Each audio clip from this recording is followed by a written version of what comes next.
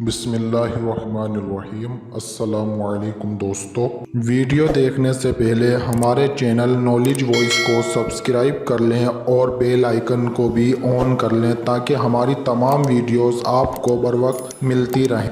پہلی امتوں میں ایک بادشاہ تھا، خوب شان و شوکت سے اس کے دن رات گزر رہے تھے۔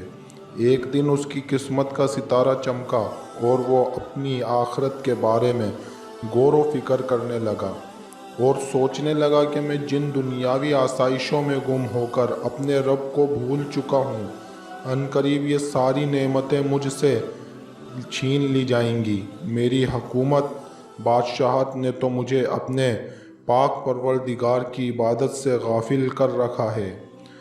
چنانچہ وہ رات کی تاریکی میں اپنے محل سے نکلا اور ساری رات تیزی سے سفر کرتا رہا۔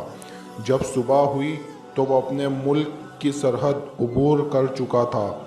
اس نے ساحل سمندر کا رخ کیا اور وہیں رہنے لگا۔ وہاں وہ اینٹیں بنا بنا کر بیچتا، جو رقم حاصل ہوتی اس میں سے کچھ اپنے خرچ کے لیے رکھ لیتا اور باقی سب صدقہ کر دیتا۔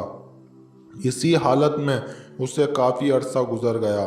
بالآخر اس کی خبر اس ملک کے بادشاہ کو ہوئی تو اس بادشاہ نے پیغام بھیجا، مجھ سے آ کر ملو، لیکن اس نے انکار کر دیا اور بادشاہ کے پاس نہ گیا۔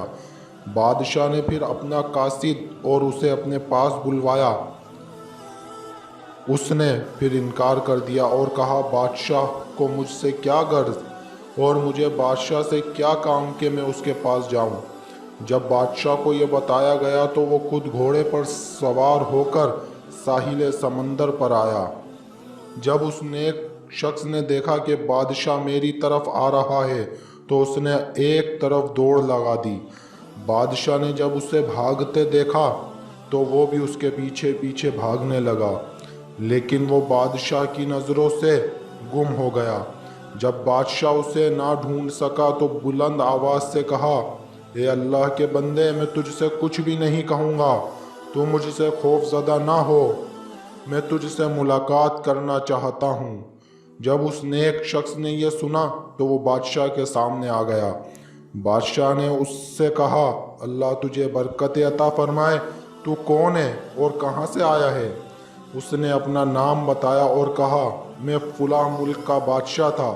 جب میں نے غور و فکر کیا تو مجھے معلوم ہوا کہ میں جس دنیا کی دولت میں مست ہوں یہ تو عنقریب فنا ہو جائے گی، اور اس دولت و حکومت نے تو مجھے غفلت کی نیند سلا رکھا ہے۔ چنانچہ میں نے اپنے تمام پچھلے گناہوں سے توبہ کی اور تمام دنیاوی آسائشوں کو چھوڑ کر دنیا سے الگ تھلگ اپنے رب کی عبادت شروع کر دی۔